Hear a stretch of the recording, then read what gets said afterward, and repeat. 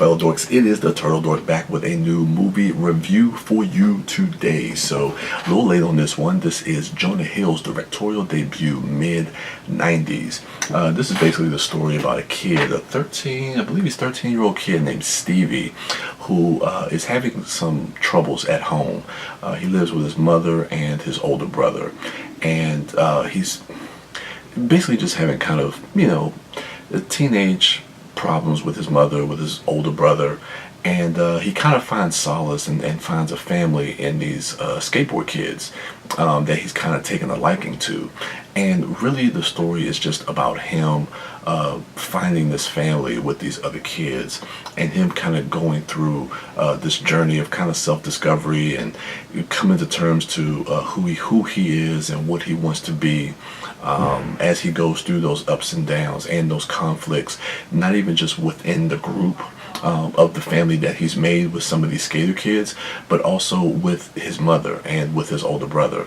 And that's the one thing that I really kind of like about this film, is really just the kind of the exploration into a lot of these different characters and character dynamics. What I like what Jonah Hill did with this, with his directorial debut, is the fact that he's able to get genuine performances out of these non-actors.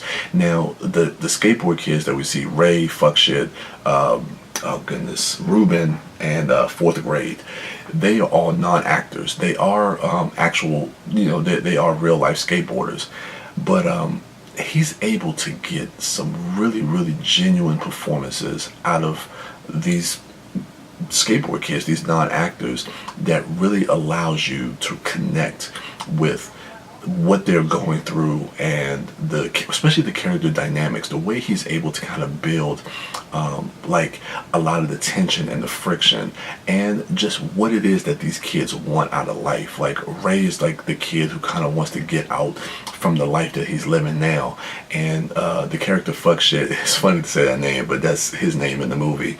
He's kind of like this really nonchalant kid who doesn't really have it that rough, but he doesn't try as hard. And him and Ray were really close, but now because of where they are in their life right now, that you can start to feel that friction, that Fuckshit just wants to go out, like hook up with girls and party and drink, and Ray's like, nah, look, I'm trying to take the skateboard thing to the next level, like try to see if I can do something bigger with this. And then you have Ruben, and then when Stevie comes into that group, Ruben tries to take him under his wing and kind of show him the ropes, because now he has like his own younger protege that he can kind of groom. But when the older kids kind of take a liking to Stevie, Ruben starts to feel a little bit more neglected and starts to have those feelings of jealousy. And then once you learn about what's going on with him and why he doesn't want to go home, so and then the story of fourth grade, like the kid that a lot of his friends are kind of dismissive of him when he tells him that he wants to be a filmmaker, he wants to do this and wants to do that. And to see his journey, especially at the end of this film, watching this for the second time, it really made me connect a little bit more to the arc of fourth grade in this movie.